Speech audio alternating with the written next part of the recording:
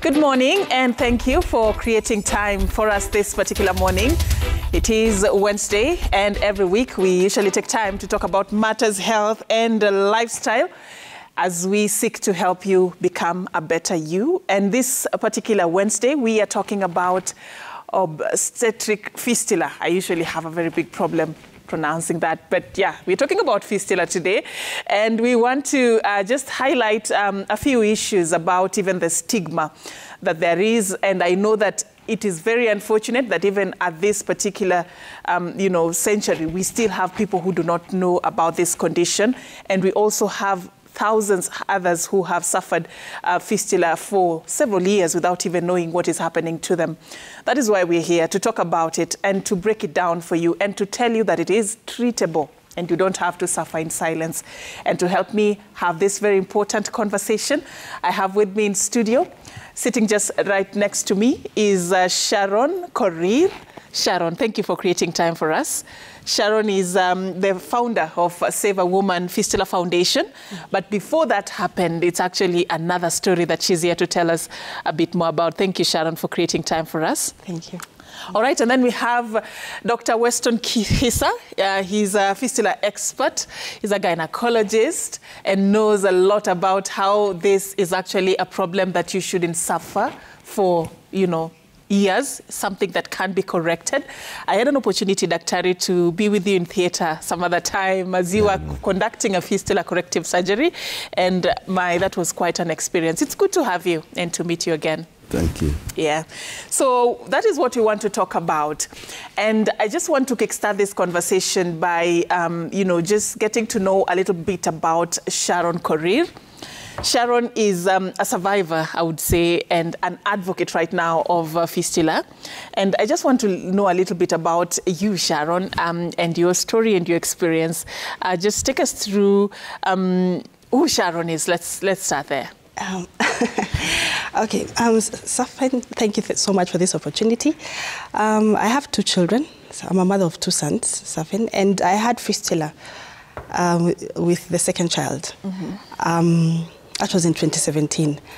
I went on labor, just like any other expectant mother. I labored a bit too long. I got tired, baby got tired. I forcefully pushed up my baby, and baby came out, tore my vagina all the way to the rectum. So to a point that instead of having two organs, I got that one organ. So of course at that time I didn't know all this. I was experiencing the discharge of stool from the vagina. I was experiencing the, uncontrollable leakage of urine and feces at the same time. And to be really honest, it was hard.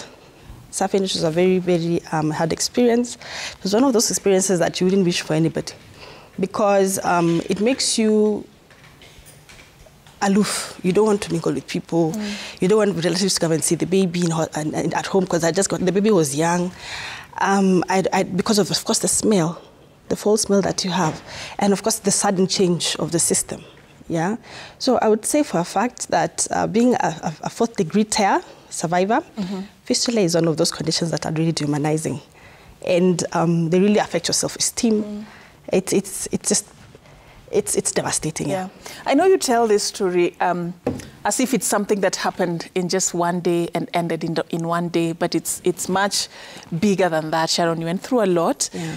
It was a process. Even for you to find out that what you were going through was fistula, that was another journey altogether, which you'll tell us a bit more about. Yeah. And, you were diagnosed with rectovaginal fistula. I mean, in simple terms, for somebody who wants to understand what exactly that is, Sharon, what did you go through? What was happening to you? At that time, I was in hospital, in one of the high-end hospitals in Nairobi, I would say. And I had just, my son had issues with bilirubin, so we had to stay in hospital for quite a while. And at that time, because of the pressure that I was going through, I didn't even detect that I had fistula because I wasn't eating. I wasn't able to, have this breast milk. My baby used to have to get the NAN.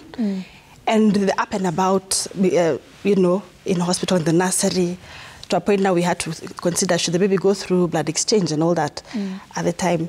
I didn't know I had fistula, to be honest. I could just feel like when I'm going down the stairs from my room to the baby nursery, there's a noise. Every time there's a sudden noise, like I'm farting. And like that is uncontrollable. So I remember I shared with the nurse, and the nurse was like, maybe what you because of the stress you're going through, you're not able to do the Kegels. You need to take more time. Try and hold urine for a while.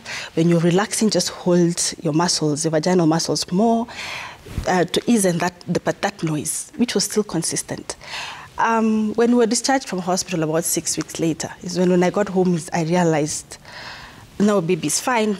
All the procedures have been done. Immunity, doctor is like, because of his low immunity and all this, please eat so that you breastfeed. So the more you eat, of course, you discharge now the stool and the urine.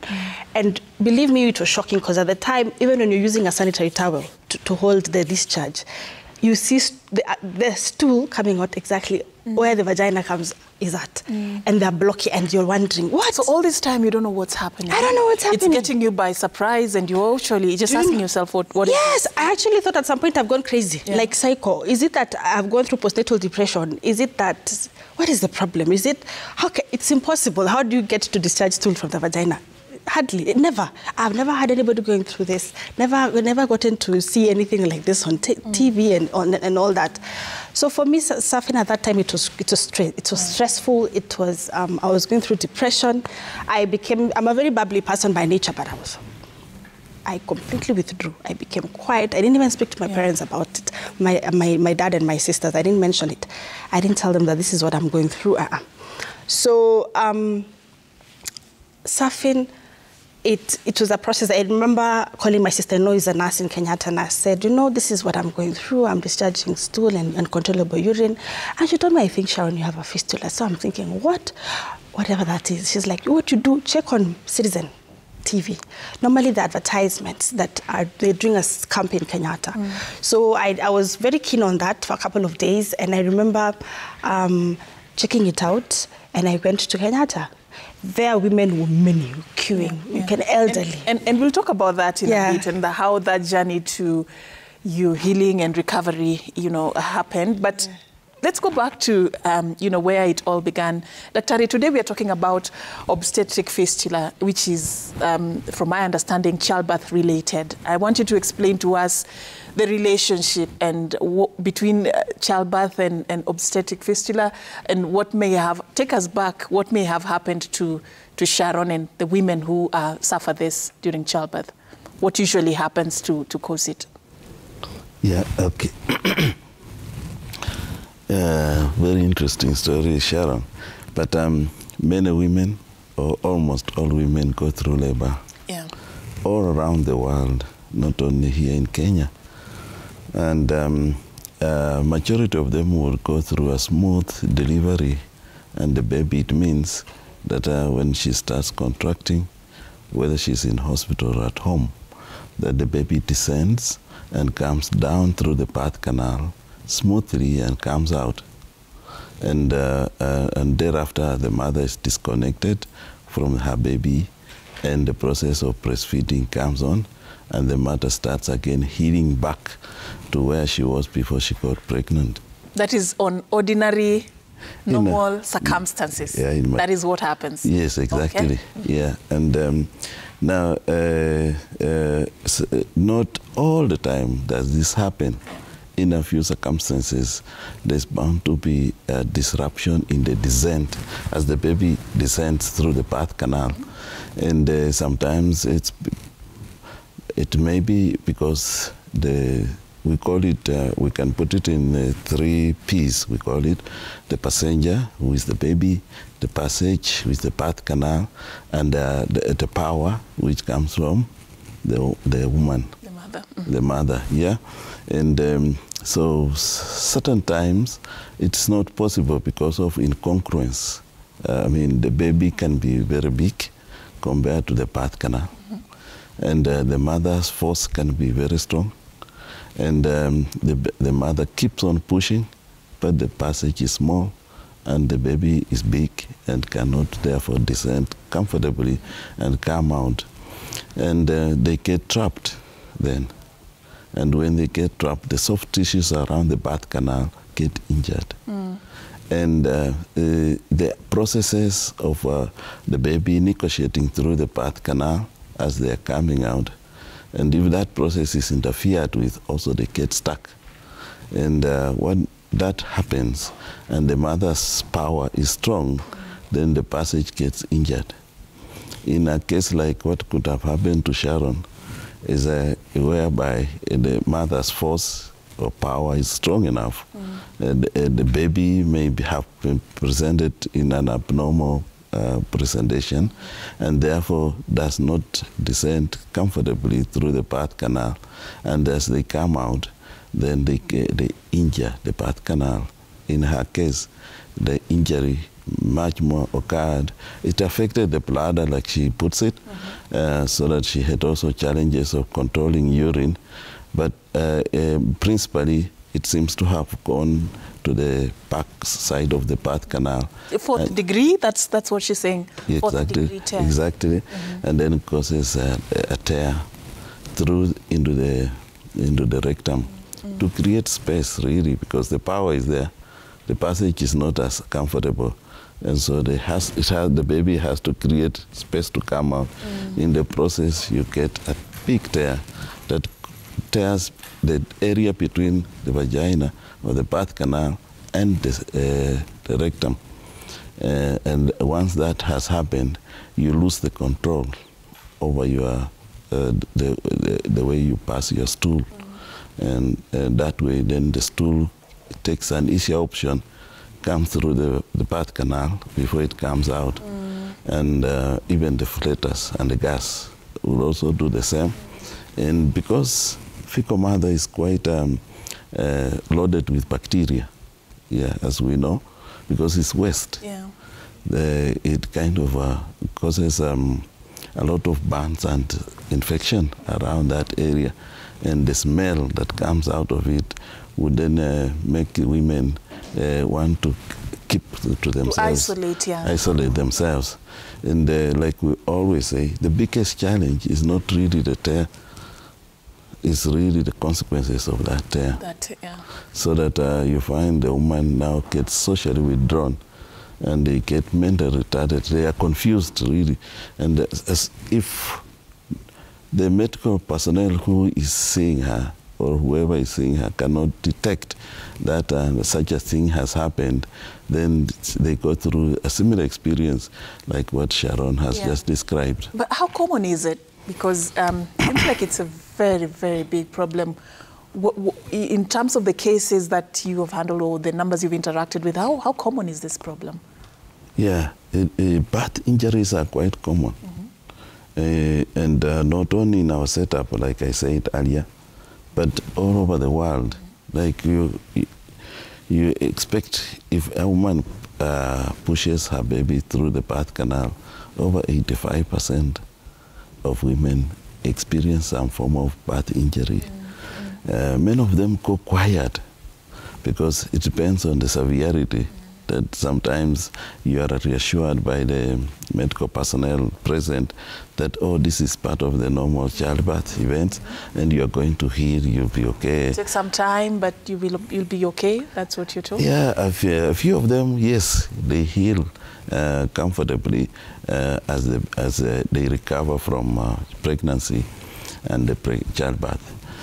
But majority of them would then continue to suffer quietly, either experiencing painful, like when they intimacy, they experience infections around. You are treated for vaginal discharge all the time, and it never goes away.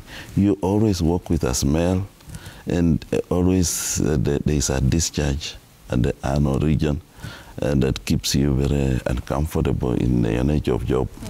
And if you were to look at women after childbirth, almost 90% would have that kind of injury once they have pushed the baby vaginally. Yeah.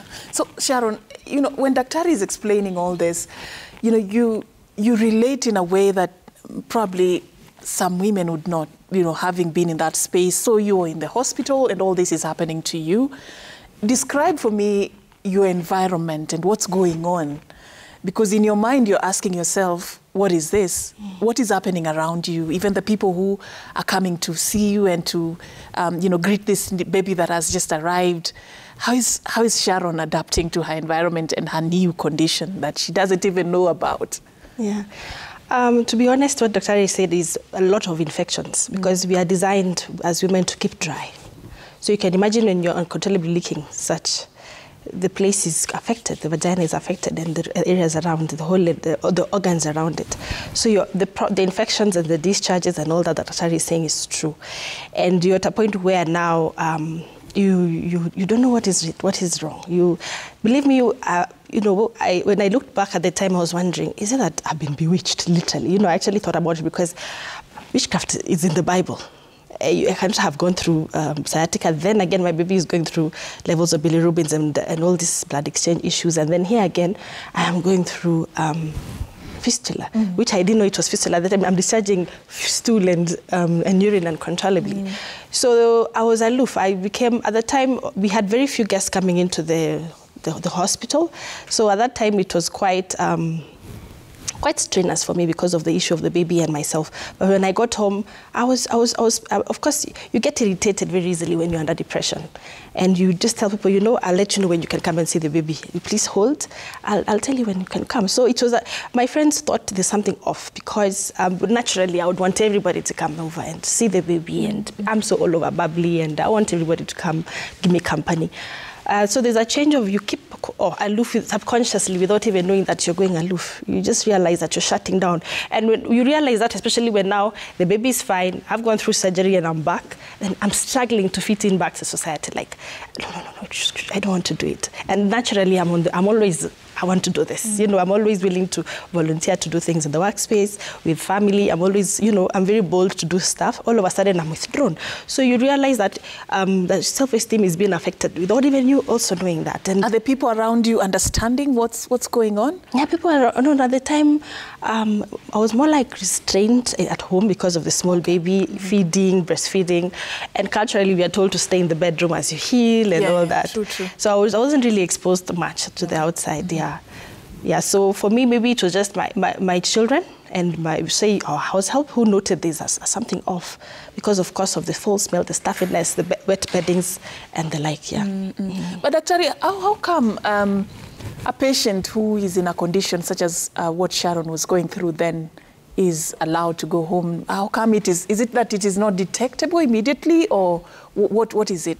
Because there are so many women who leave hospital with that condition, not knowing what is happening to them, and the person who was attending to them is also not telling them anything. Is it something that is also a problem, probably? Yeah, and you are completely correct. Yeah? Because the thing is, once childbirth has taken place, ideally, if it's in a hospital setup, the midwife or the doctor who is conducting the delivery should be able to assess you immediately and tell you, okay, there has been a tear or there has been an injury to whatever tissues that are in the birth canal. And then an action is taken so that if it requires a repair, you are taken either in the delivery room or to the theater, and a repair is done. It can happen immediately after you. Yes. Ideally, that's how it happens in many, developed countries, so that you don't experience this after you have gone home. Yeah. It becomes a continuous thing, and the stigma will not therefore come. And unfortunately, therefore, if it's done improperly, or that it escapes the midwife who is conducting or who conducted the delivery, then such a things come. And when you are reassured that these things happen in every woman who goes through childbirth, it's going to heal, the mother, the new mother, kind of accepts in the mind, because these are likely to be senior people who have had an experience, and they are also skilled people. So when they tell you this is okay, it's going to be okay, you believe them. Yeah, you believe them. Keep the area clean or something like that. You kind of believe and go home and start your normal motherhood, when in actual sense maybe something else needed to have been done while at the hospital. So the most important thing is really the midwife conducting the delivery, because the mother may not have an idea what has happened. And even if she suspects, she can't tell what is the severity of that. And that's where we need skilled birth delivery or skilled birth attendants in all childbirth experiences. And if, for example, the skilled birth attendant fails to pick the defect, then you go through what Sharon went through. So Sharon, what was that moment that you decided that no, this is not kawaida, that this is not going to heal? And what did you do, and how did you find out that it was indeed fistula that was you were going through at that time? What happened? So after I spoke to my sister-in-law in Kenyatta, she's a nurse, and I told her the situation. She told me about, as I said, about rural media, doing these advertisements for a camp, which I followed very keenly on TV, and I noted the days that were there for screening. So I came. I actually came to Kenyatta Hospital. And there, I was shocked to see many women. You're not alone. To the 60s, age gap, it doesn't matter the age, and you're seeing women have wet cuts. Women are, it was bad. The queues were quite. And we had to be patient to queue. So I actually queued and I had come along with a friend of mine at the time. And so we queued, got to be screened. And immediately I was screened is when I was told that I have the fistula, rectovaginal. So you're in a state where now you wonder, hey, we're in hospital for 21 days. And then again, I'm being told I have to go back for surgery after the screening. And then I have a small baby whose immunity is still down. But had you heard about fistula before Never. You were told you have fistula? Never, ever. So you didn't know about it completely? Nothing, zero. Nothing. I had not heard about fistula. I had it for the first time in the screening process, and I didn't even know exactly. I couldn't even understand. It was just a word, like fistula. I didn't even know exactly what it was. I got to understand the details when I met Dr. Hisa, who was very, very patient at the time with me, and he said he diagnosed me again, and just to confirm that I have fistula, and he took time. Dr. Hisa is very passionate about his cause, his duty. It's more like, I think for Dr. Hisa, it's more like fulfilling purpose from God, because he really was patient. Seeing this woman is broken, with all the issues she's had in hospital, and patiently taking me through and drawing, actually, literally drawing on the vagina and the rectum, and how the issue has come about, and how he even took time to draw how the rectum and the vagina will be repaired, so that I'll be fine. So you can understand what will happen. Yeah, so it's very important. I think where we are at now as women, it's very important that you get a support system, like I did with Dr. Hisa. I got a lot of support. I'm really humbled to be here this morning, just to share how grateful I am to him for restoring my dignity. Yeah. So it's called restoring dignity, because that is exactly what this does to women.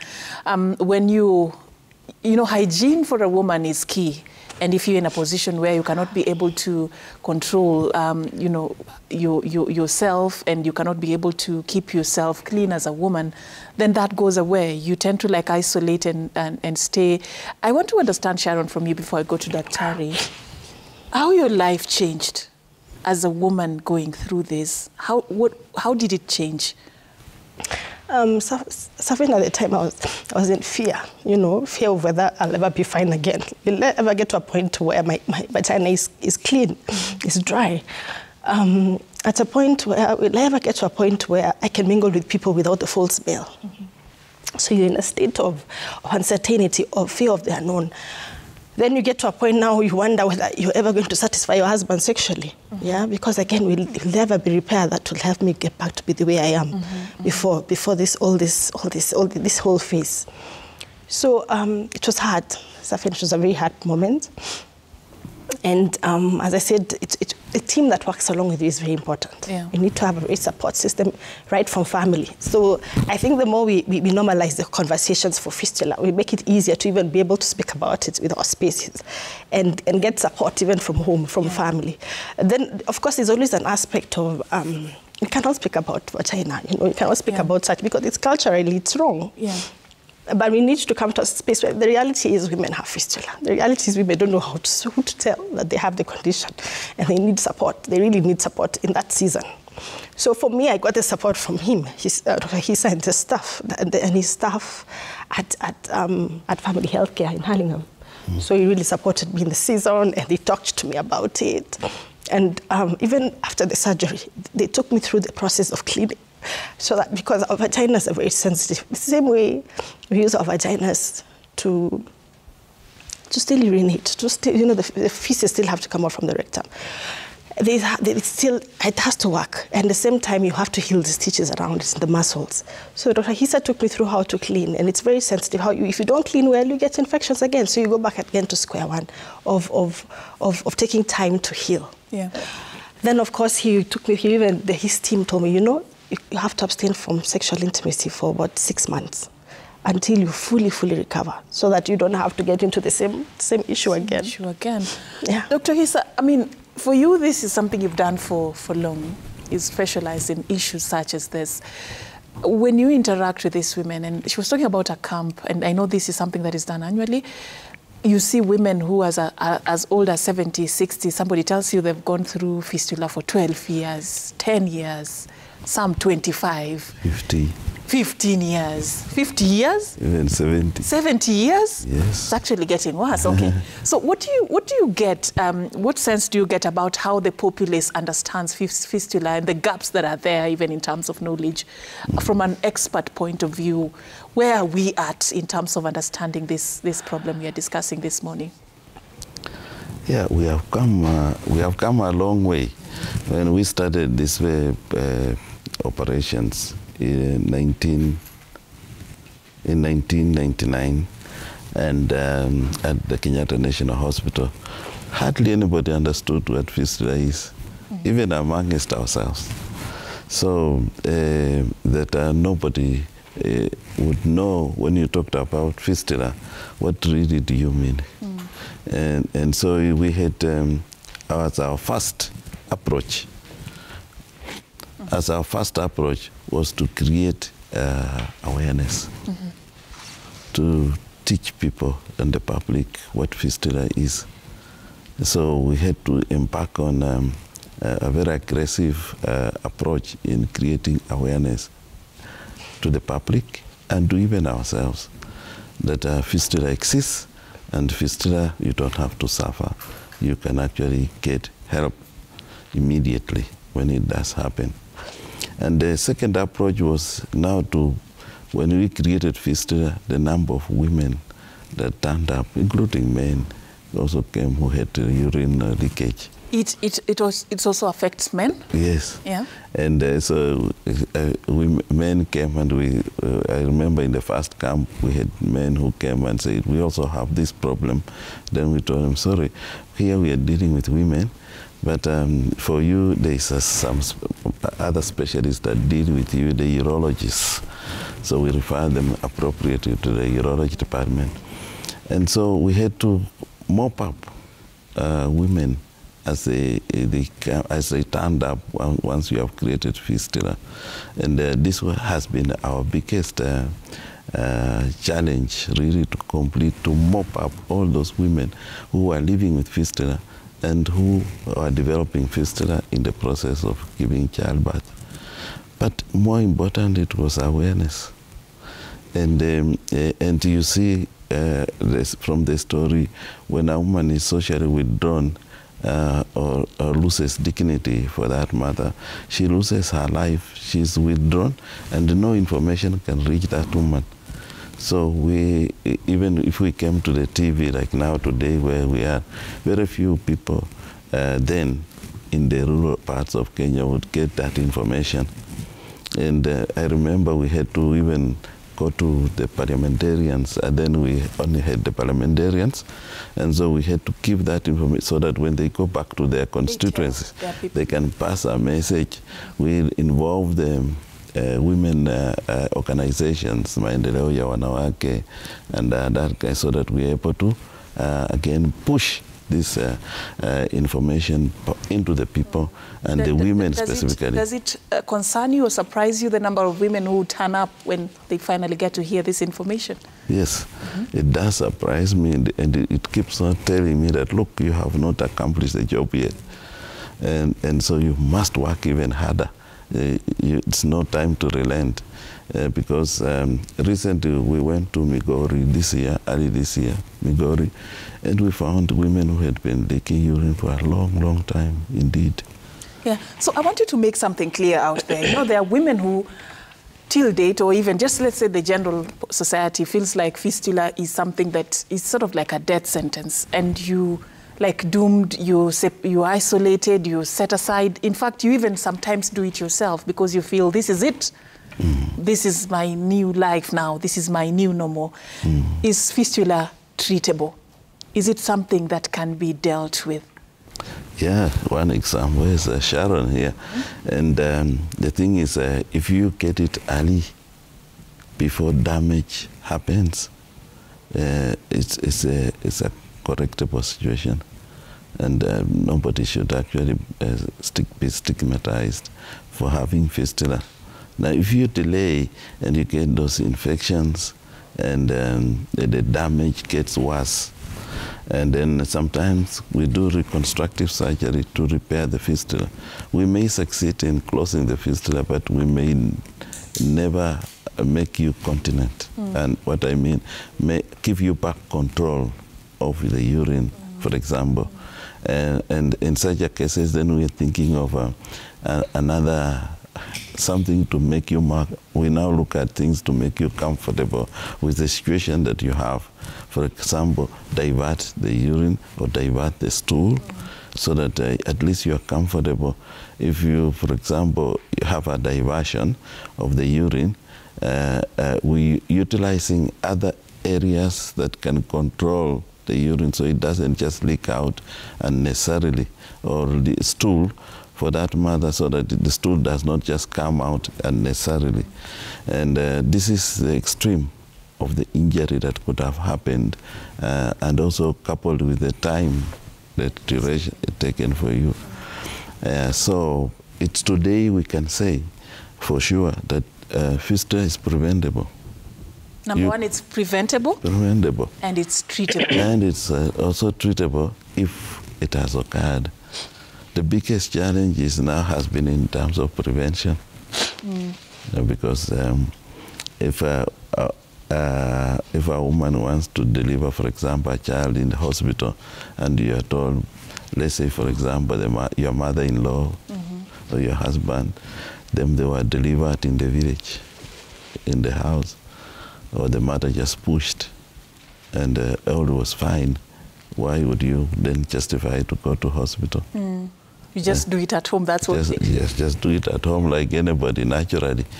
And so you finally, if you don't have decision-making power, which comes with the education of a woman, for example, and secondly, the financial muscle, which can then help you make the decision and go to hospital and execute that you are going to deliver under skilled birth attendants, depending on where you want to, then this becomes a reality. So it's important for us to know that it's preventable and it's treatable. It's treatable. Just a quick one, because you know, Sharon mentioned that she labored for long. How many hours?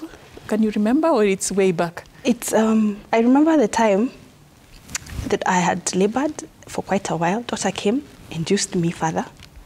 So I wouldn't, you know, when you wouldn't really know how many. Yeah, so probably 8 hours to about 12. I'm not certain, but somewhere about, because I could feel like it was extreme. It was too long. It was too long. You were in another world, so it's totally understandable. But actually, the question was, at what point does the midwife or the person who is attending to this patient decide that now it's time for us to actually get the baby out? Because sometimes there is this urge to really fight on.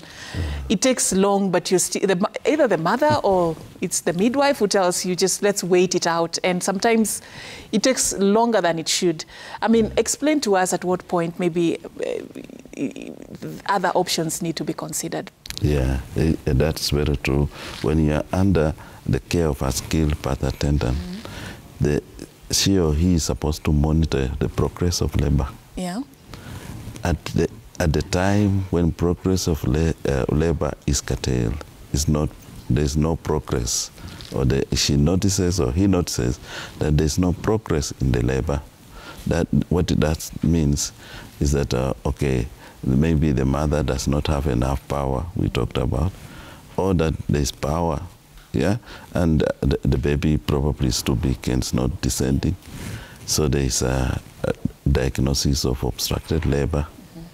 At that point, action should be taken within at least an hour to be able to save that woman from having a stillbirth or developing a fistula thereafter. In essence, you find that the action should be maybe to deliver the woman by an emergency cesarean section, and which many women don't want to go for. Yeah. So. Now the thing is, at the end of the day, the responsibility, like we always say, the responsibility is with the midwife. Yeah. So if she wouldn't know. Yeah. And she may not know even the consequences. So it's upon the midwife to counsel and say, this is a situation, and these are the consequences. And if we don't do this, this is likely. Yes. Yeah. And so for those women that deliver in hospital, this is what is supposed to happen. If you deliver at home, in Kenya, we need a backup from community midwives. Community midwives who can monitor who is pregnant within the village. If you go into labor, she'll come or he'll come and be with you. And if she suspects or suspected as obstructed labor, you must then be supported to transfer that lady to a nearest center that can perform that surgery. Okay. I know there's a lot we need to talk about, but I also want to allow us to get some questions from our viewers and some bit of comments. Remember, we are not having this conversation alone. At Citizen TV Kenya is our Twitter handle, at Safina_Cheng, at Ayub Abdikadir, and also on SMS 22422. Let's get to see what you have. This is from SMS. Please ask the doctor how I can get help. I bedwet till today. I'm 33 years old. Please, my esteem is so low, not married or have a kid yet. Okay. We have another one, another SMS there. I'm aged 26 years. Doctor, I need your assistance in my private part. I have fibroids, and how can it be controlled, please? And if it can be cured, by which way? Okay. How about if you had a tear and the midwife stitched you, but after going home you still have these farting sounds from the vagina and also during sex? Okay. What is the main cause of obstetric fistula? Okay. All right, so I think, Daktari, we should start from the last question. It's the most basic. What is the main, some of the main causes? Yeah. And we, in this program, we discussed it. We said that, okay, there are three things that control you when you're in labor: the passage, the passenger, the baby, and, of course, the power. Now, the biggest challenge would be the passenger. And if the passenger, for example, is too big, that cannot go through the birth canal well, then it's likely to cause obstruction. Or that if it's not necessarily too big, but has malpresented or presented in the wrong way. See, instead of normally the baby comes in a certain position and rotates in the birth canal until they come out. Now, if this doesn't happen, or the baby has come with what we call breech, the buttocks are coming out fast, then you're likely to have an obstructed labor. And of course, then we can also have challenges during delivery where you have to be assisted by gadgets like what we call the vacuum extraction or the forceps delivery. And that can also trap the birth canal and cause fistula, or obstetric fistula for that matter. And lastly, obstetric fistula can also fall cesarean section. So that during cesarean section, you have injury to the bladder. And if it's not recognized at the point of during the operation, and so that it's repaired, then you develop an obstetric fistula. All right. So the other question was about, I think she said she was stitched, and then even after being stitched, she's still having those farting sounds after could be the problem. That question. How about if I had a tear and the midwife stitched, if you had a tear and the midwife stitched you, but after going home you still have these farting sounds from the vagina and during sex? Yeah, yeah. And again, we have discussed that, once it is recognized technically, the skilled birth attendant should be able to repair it adequately. In the event that they are not able to do an adequate repair, they refer or call somebody else, senior or with more experience. So in such a case, it was not done properly? It is possible. Yeah. It's possible that she needs, again, to visit one of the doctors or experienced midwives who can then assess and then do a corrective surgery. Yeah. There's one who asked a question about bedwetting. I think this is totally unrelated to, because she's saying she's not married and she does not have a kid yet. So I don't know whether that's something also you can quickly give advice on. In our experience, we have had women who are born with a congenital, or what we call congenital fistula, born with a fistula that involves the urinary system and the birth canal. And they are not able to, therefore, have control. They cannot control or be continent of urine. And if they have not undergone any surgery that would cause or predispose them into developing urine incontinence, then it's possible that she could be having congenital fistula, which can also be corrected. Yeah, she just needs to visit. So she was born with it? Yeah. All right, so the other question was about fibroids. I don't know also if you can have that, so that at least just a quick comment, because I know this is another topic altogether. I'm age 26 years. Doctor, I need your assistance. In my private part, I have fibroids, and how can it be controlled, please? And if it can be cured, by which way? Yeah, the fibroids are growths within the uterus, usually benign, not cancerous. But sometimes how they get related to us is when they're causing pressure on the bladder, and then the woman has incontinence of urine. And in such circumstances, when fibroids are symptomatic like that, then they require to be removed. Unfortunately, majority of them will require surgery. And so that she needs to visit a hospital nearby where the doctor can examine her and then plan for her to have them removed. She's fairly young, so in this case we'll be looking for conservative surgery. And by that I mean they remove the fibroids and leave the uterus, because she's looking forward for a reproductive history. So that's what we would advise her.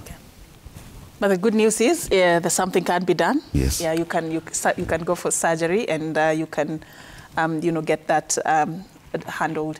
And back to you, Sharon. I know you've told us a lot about what you went through, but the beauty about this story is that it's a story of pain that has now turned into purpose. Yes. First of all, tell me how long it took you to fully recover and to regain the old Sharon back. I know there were moments you felt like this was it. Yeah. Maybe your life will never be the same again, but now here you are today, having gotten back your dignity that was stolen. I just want you to tell me a bit about how you decided to turn that story around and what you're doing now, and what was your motivation? After the surgery that was there in 2017, it took me about 6 months to be fully recovered. Then there's always the aspect, the physical was fine. no leakage of urine. It completely stopped. The stool came out, started coming out naturally from rectum. In short, I went back to shape, 100%. And just allow me to get back to what Dr. Kisa said. There are still beneficiaries of the foundation to date who, even after going through surgeries, they're unsuccessful. And you'll find that I always keep encouraging them that if 4th degree tear, the worst fistula, got repair, there is no fistula that cannot be treatable. So it could be an area where now is the surgeon, is the gynecologist who did the repair. Are they trained for the fistula work? That's another question. Because you'll find that one beneficiary did surgery, still continued leaking urine and feces. The next thing, the second surgery again, second surgery again, the surgeon completely stitched the vagina. There's no space in the vagina for penetration. There's no way she can have intimacy with her husband because it's completely overstitched. So you'd wonder, you can imagine a girl like that who's done 2 surgeries now. She's in distress. Probably her marriage is at stake, definitely. And she's wondering, will I ever be back to shape? Yeah, so those are the gaps that are there. However, after the healing, and I was able to speak about it through my YouTube channel during the COVID, I realized that God has given me a purpose. This is purpose for me as well. God has given me, why did I have to go through this? God allowed it for me to be able to reach out to women who have gone through it and to relate and to be able to instill hope in them and to create awareness, and give them psychosocial support. Because if I'm 100% fine now, psychosocially, in terms of physically, then they can be fine as well. So I got motivated and through my YouTube channel, and when one of those days when I was in my hood going to the salon, there's a lady who was in distress. Her hair is done, she's paid, and she can't stand. So I was wondering, what is it? And eventually when she stood, her skirt was all urine and she's all sweaty and she's so anxious. That's when I told the lady who did her hair, if I could speak to her, I think she has the condition. So after speaking to her, she got support, surgery, and I realized, we need to do this. We need to talk about it. And that was my beginning of media tours and, and all that. And eventually, we've done the media tour. Then what? Women are on my inbox, Sharon, I have the condition like you do, and you're very brave, you're speaking about it so well, and I relate, What next? So I figured, we need an organization. We need a foundation. So I registered a charitable trust, Save a Woman Fistula Foundation, mainly a beacon of hope for women and girls. A safe space where they can be able to share their experiences for purposes of mental healing. Then also a space where we can create awareness because people don't know what it is. We don't know what fistula is. Majority of us didn't know. I went to law school, I went to campus, and I never got to hear about fistula. We did biology in high school, and they're like, there's nowhere where fistula is featured. And so we started the journey of creating awareness, and I would tell you, in 2 years down, we've supported 82 women to get corrective surgery through our partners and psychosocial support. Then God has also given us partners who have really supported our fistula awareness campaigns, who have supported our retreats for women, because these are women who need to come on a retreat where we sit and we connect and we bond and we share stuff that they cannot even share with their own family During members. these sessions, as you share, talk to me a bit about what they tell you, about the kind of stigma they go through. What are some of the unfortunate stories you've had, the highlights that have made you feel like what you're doing is, you need to do more of what you're doing? There's a story I did with Garis Gashanja of NTV, and I aired it on Health Diary, and together with Dr. Hisa. So there's a girl who reached out from Saudi Arabia, and she was a house girl. And do you know, she texted me on Instagram and told me, this is what I'm going through, but my employer in Saudi doesn't allow me to get into Wi-Fi. She keeps changing the passwords. So I don't know how you're going to help me, because exactly what you described is what I'm going through. And she even took photos of how she was wet. At times she has to wait outside for the kids of the household to use the toilet. So by the time she was rushing, it's really poured out. So she can't hold for too long. So she's really messed herself on the floor and everything. So at that time we realized this is it. So I spoke to board members of my foundation, and our Goodwill ambassador, and we got her out of Saudi. And when she came back, she went for surgery. surgery, and she's now part of the beneficiaries, and she's in Kenya right now. So such stories really make me feel like, I'm actually doing purpose. We're restoring dignity, and we're also supporting women, the indigent woman, the woman who doesn't know who to speak to, more like being a voice of the voiceless. Then also at the same time, you're looking at we don't have proper legislation for fistula. The reproductive health bill that has been championed so far in the Senate level does not have a provision for fistula. So we are there in the process of seeing that we have a provision on the same. And also you'll find that we don't have a fistula act. The way we have the FGM Act, why not? So those are the things that we're looking at. Those are we need to have it more like, an issue that has to be raised and addressed. Daktari, what is the space of men in this conversation? Is it just a woman's problem? And I like it that you're here today. Yeah, because I'm a man. Yeah, but the thing is, you are right. They have a role to play. They a big role indeed. And listening to what Sharon is saying, you see the mental part, the mental health is really a big issue. Part of the mental health starts actually with the family. And the first person there is the husband. Her healing mentally starts with the husband, then the family, then the community. So men play such a big role too. Men are traditionally the breadwinners. It means they have the financial muscle. They are the decision makers. So they decide whether they are going to take you to hospital and at what time, isn't it? If I'm on the market with my friends chatting and mama is at home trying to push her baby, and you see a message comes, or you are waiting for a message to be told she has delivered, and then you have waited the whole day and there's no message like that, you have to go back home and take decision. Find out what's the problem. Take the decision. And really, so you realize that our men play such a big role even after you have developed now fistula. If you don't have that support from the man who happens to be your husband, you again become mentally ill. And at the same time, when you come back home, there is very important. You've come from a corrective surgery. You've been treated. They have to be supportive. Man has waited. You were pregnant 9 months. I have a story. For 6 months. You've gone to treatment. Now you've come. You touch me. When you speak like that, you touch me, because I have a story of a young girl we repaired in Mombasa, Coast General Hospital. And after 1 week in hospital, we normally allow the women to go back home, keep the catheter, and then come back later to have the catheter removed. And then we always cancel them for 6 months to not try to have intimacy with your spouse.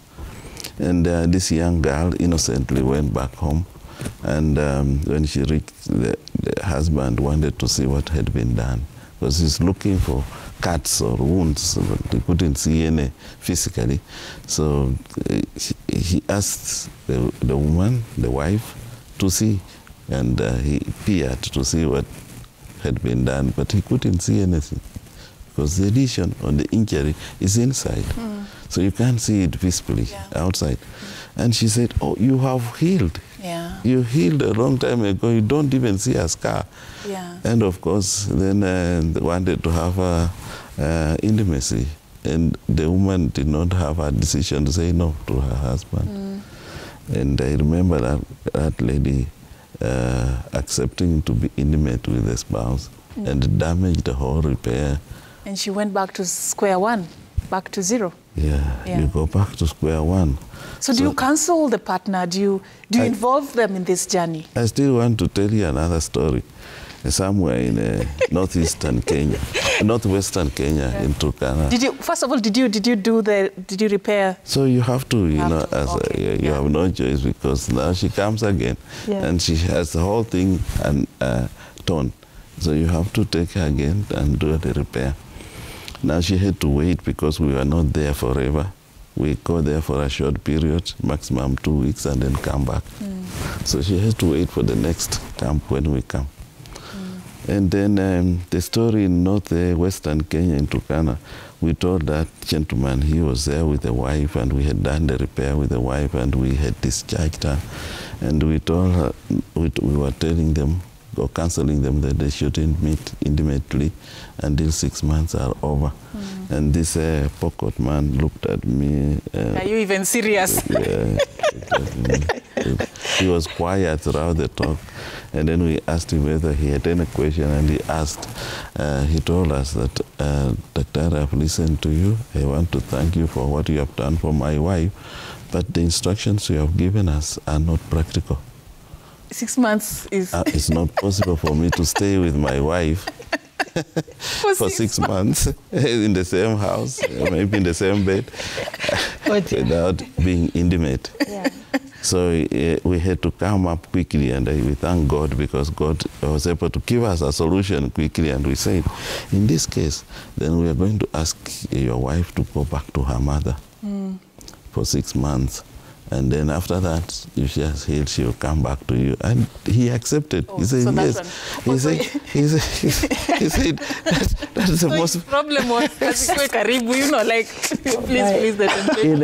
In Rwanda, in Kigali, Rwanda, after we had had a similar experience of camp, and we had prepared quite a number of women, the day for discharge came. And as we started to discharge them, the women had a question. And the question was, how are they going to prevent their husbands from being intimate with them? And we tried to give explanations based on our experience, but nothing touched. It was making sense. It didn't make any sense at all. Until one woman said, we have to write letters to the chief, not only the husband, the chief and the husband, so that the law or the regulation you have given can be enforced. So so you write a letter, this is doctor's instructions, you give your husband, this is Dr. who has said, not me. Anyway, thank you so much. I know we can talk about... There are many other experiences, but those are a few examples I can tell you practically what it means. Dr. Kisa, always a pleasure to have you. As we wind this up, Sharon, I'd like to give you an opportunity to give us your final remarks. Talk to a woman who's watching you this morning, and they are Sharon then, they want to be Sharon, the Sharon of today. Yeah. Is it possible? Just encourage that woman who could be suffering from fistula.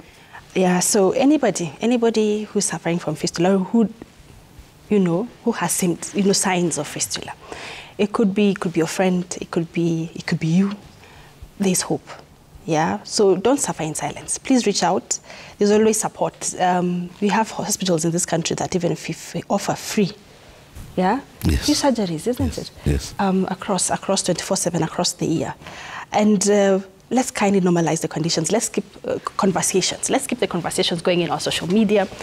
Let's always talk about it in our spaces, in our workplace, so that once we talk about it, somebody can relate in the workspace. A quick one. My auntie in the village in Mogogo 6, somewhere in Kericho County, told me once she had my story in my YouTube channel, she realized her colleague for over 20 years, who nobody wanted to sit with in the office, probably has the condition. Because you wonder, she shower from morning till evening, urine. You judge her without knowing. Yes, you judge her harshly that she's dirty, that you can imagine if this is how she's smelling, how about her house, it's a mess. So if you can be able to normalize these conversations and talk about it, share with someone our YouTube links or any conversations for fistula, definitely that person can get help. True.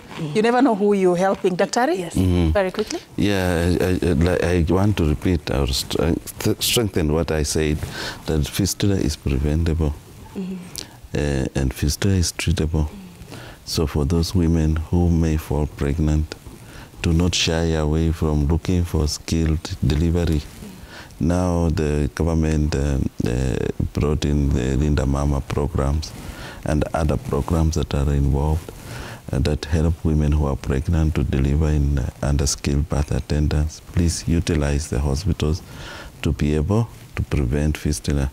And that if it does happen, unfortunately, like we are always told in the plane, in the event of such a need. So the thing is, there is hope, and fistula is treatable. And like Sharon has said, we have several centers now. It's no longer Kenyatta alone. We have several centers in Western Kenya, several centers in Coast, within Nairobi itself, and other places, and we still do camps outside Nairobi. So if you are on the media, you are likely to get a place where we are likely to be, and correction or corrective surgery can be done for you. Indeed, thank you so much. Dr. Weston Hisa is a consultant obstetrician and a gynecologist, a fistula expert, and he's telling us this morning that fistula is treatable. I've had a chance to be in theatre. In my line of work, I was not the patient, luckily, but in my line of work, I was in theatre when he was conducting one of the corrective surgeries he's talking about. I saw that transition from before, and that woman lay there as Daktari was performing that magical operation to just restore her dignity and the after. So it is possible. And Sharon is here to tell us that indeed it is. Sharon, thank you for always being very courageous and to just break the silence about this subject that is still being treated as a taboo topic. You never know who you're helping. Thank you once again. Sharon is actually a teacher, a lawyer, and the founder of Save a Woman Fistula Foundation. Talk about turning a story of pain into purpose. That is what she's doing. Thank you so much also for watching Health and Lifestyle this Wednesday. Always a pleasure to do this for you. Let's meet again for this segment next week. My name is Safin Achieng Oma. Have a lovely day.